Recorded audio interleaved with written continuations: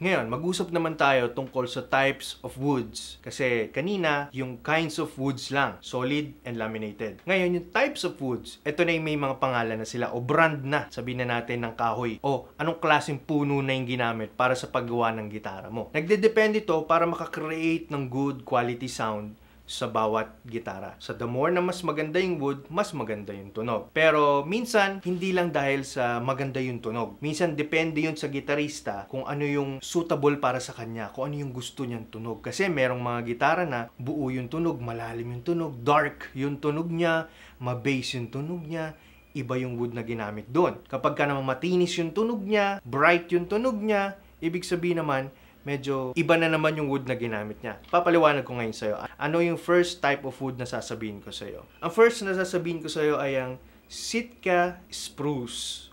One of the most popular na wood for acoustic guitar top. Sturdy kasi siya, tsaka lightweight siya. Malalaman mo yun pag binuhat mo yung gitara habang namimili ka sa music store. Kilala kasi ito sa pag-i-impart ng clear at powerful na tone. Paano nagiging tunog niya ng Sitka spruce? Ang Sitka spruce, meron siyang brighter sound. Tapos ang color niya, creamy white, pinkish, na light brown yung itsura niya. Yan ang Sitka spruce. So whenever nagtitingin ka ng gitara sa mga music store, pag nakita mo yung ganyang kulay, Sitka spruce ito.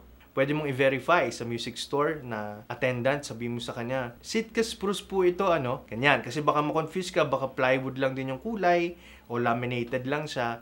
Pero at least ngayon, kita mo na ganyan ang Sitka spruce. So, hindi lang siya plywood lang ang ginamit o laminated o mas mahal sa kanya na solid top lang. Yung kind of wood na ginamit sa kanya is Sitka spruce. Ano yung next? Ang next naman natin ay ang red spruce. Ang red spruce naman, ito yung usually ginagamit sa mga steel string na acoustic tops. Pagka katulad ng gitara ko, steel string to, ang ginagamit dito, red spruce, usually. Bakit? Dahil ito sa rich, full, clear, and loud tonal quality niya. Anong tunog niya?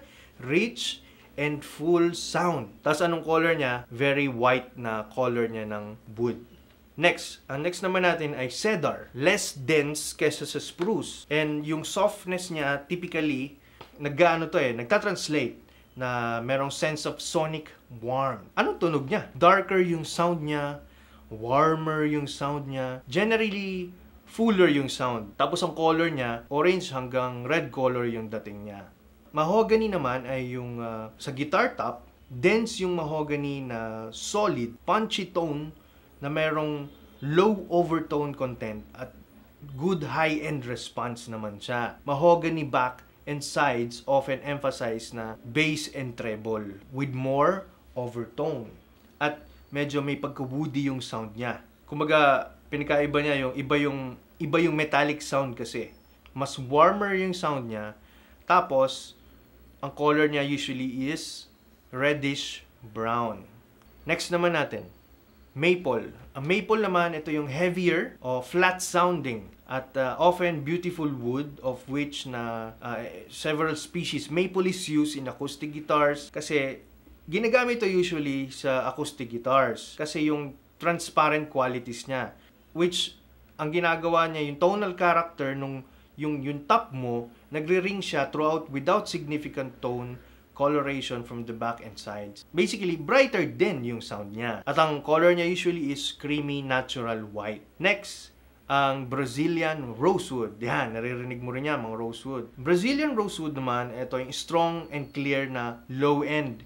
Yung bass niya, pag sabi mo low end, yung bass niya. Rich and sparkly at the top end. Merong reverberant na quality siya. Mas mabigat siya. Ang color naman niya usually is brick red, burnt orange, or shades of dark brown. Yan naman ang Brazilian rosewood. Ano pa yung isang rosewood? Ang isang rosewood naman, Indian rosewood. Indian rosewood, similar din to sa Brazilian. Mas thicker siya, mas makapal siya, at mas medyo mid-rangey yung tonality niya. Hindi sobrang bassy, hindi sobrang treble na mataas yung tunog. Mid-range yung dating niya. Ang color naman niya ay darker reddish brown. And last, para hindi ka ma-overwhelm sa mga types of woods, is yung kowa. Ang kowa naman, hardwood naman siya na ginagamit sa top din ng mga gitara at nagbibigay siya ng solid tone. particularly at the high end, with pronounced mid-range na quality. Ginagamit to for back and sides.